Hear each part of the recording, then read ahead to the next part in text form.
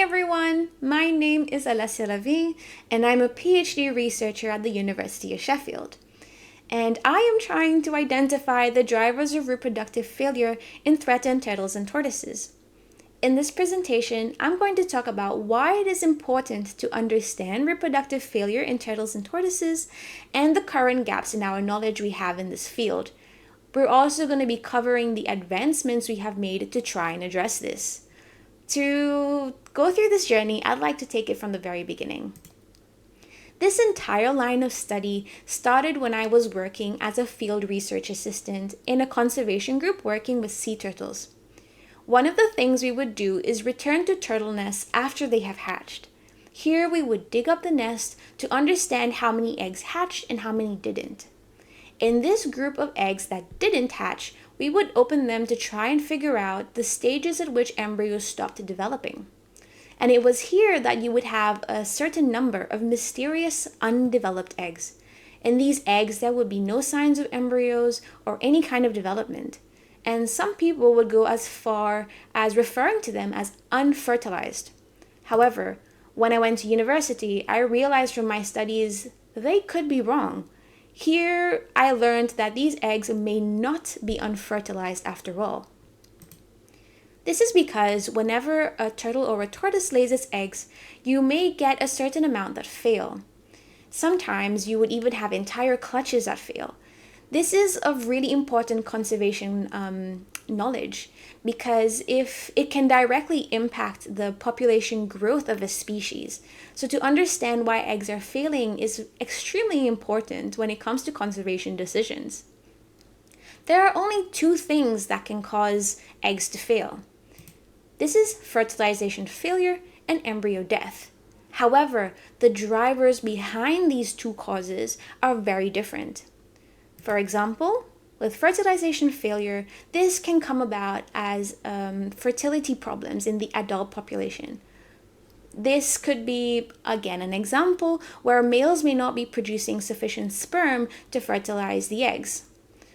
And you could even have behavioral or copulation failure, where the adults may not be copulating at all.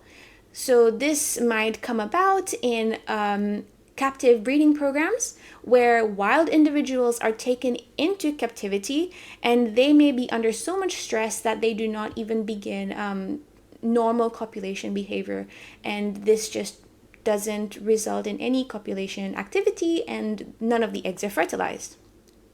When it comes to embryo death, you have entirely different causes. So this could be genetic or developmental problems or adverse environmental or incubation condition. A good example to illustrate this is temperature. Temperature is a very sensitive factor when it comes to embryo survival. If temperatures are too high or too low, it can easily affect the rate of survival. Therefore, I think by now you can appreciate that identifying these drivers can be a powerful tool for conservation, as it allows us to come up with custom solutions to very specific problems and hopefully boost hatching success by addressing them. This is all great, right? So the question is, are we actually doing this? To find this out, the next step was to undertake a master's project to try and develop methods to grow our understanding about what we're currently doing and to create methods that can accurately discriminate between unfertilized eggs and those in which the embryos have died early. So I conducted a literature review. This would allow us to understand the current state of existing literature in turtle and tortoise hatching success. This is to help us see which studies are actually trying to differentiate between fertilization failure and embryo mortality as a cause of hatching failure, and how this can vary across taxa.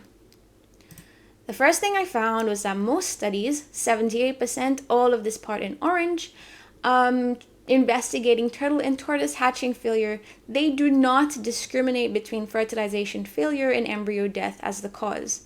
This has a very important consequence. This means that our ability to fully understand the mechanisms underpinning early reproductive failure is limited. Between all of these studies, only about 16% attempted to assess the fertility of unhatched eggs, meaning that only about 16% are trying to look at whether failed eggs were fertilized or not. So I delved a little bit deeper in this 16%. I wanted to look at the methods they are using to try and understand this differentiation. What are they doing to be able to tell if an egg is fertilized or not? However, even in the studies, I found that their methods employed to do this are inaccurate or unclear. This is because all of the methods that they used rely on macroscopic observations. And this means that we're using our naked eye to try and identify whether there is development in eggs. And this will be unable to detect any evidence of fertilization at a microscopic level.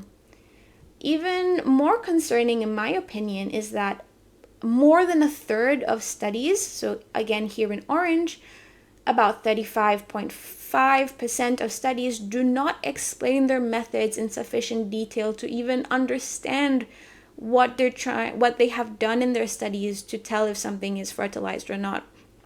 Therefore, this means that the current literature may be overestimating the number of unfertilized eggs and underestimating early embryonic death, purely because our methods are unable to identify stages of development that the eye cannot see. Our literature review also revealed biases in what we know about hatching failure in turtles and tortoises. So even in the little that we know, marine turtles are overrepresented, especially caretta caretta, which is the longest bar, the second result up here, where the loggerheads, caretta caretta, are the most studied of all turtle and tortoise species. At relatively second place are the freshwater turtles. They may have a greater diversity in the species that are studied, but it's still at relatively low intensity. No species has been studied more than twice. And even if we look at the entire picture of all freshwater turtles out there, only about 6% of all freshwater turtles are covered. So that's still quite low. However, at the very bottom are the tortoises, which are represented by just one species, one study, and covers about only 2% of all tortoise species out there. Secondly, I also found out that there are strong biases towards eggs that were collected from the wild.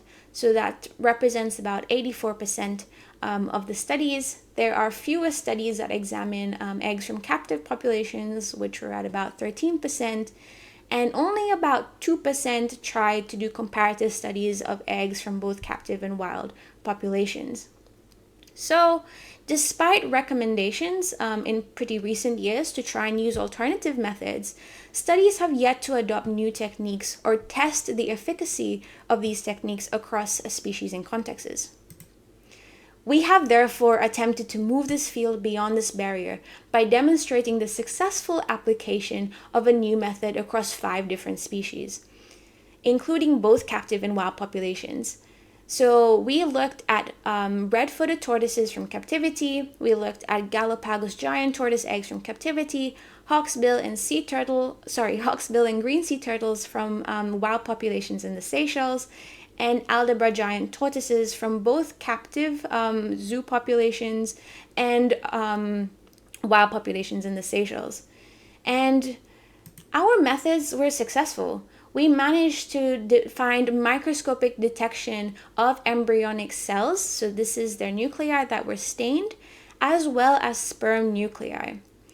And both of this information is extremely important because now we can actually identify whether fertilization was successful at a microscopic level in eggs that would have been thought to be unfertilized and were undeveloped because we couldn't use any of our current methods to actually identify whether they were fertilized or not.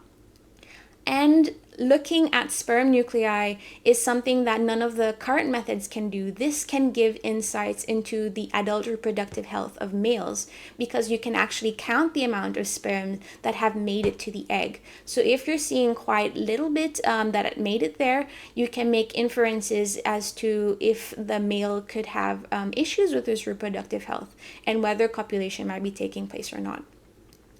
So, over the last year, as a research and lab technician, I've been using these methods we have developed during my master's to assess the fertility and embryo survival rates for threatened turtle and tortoise species.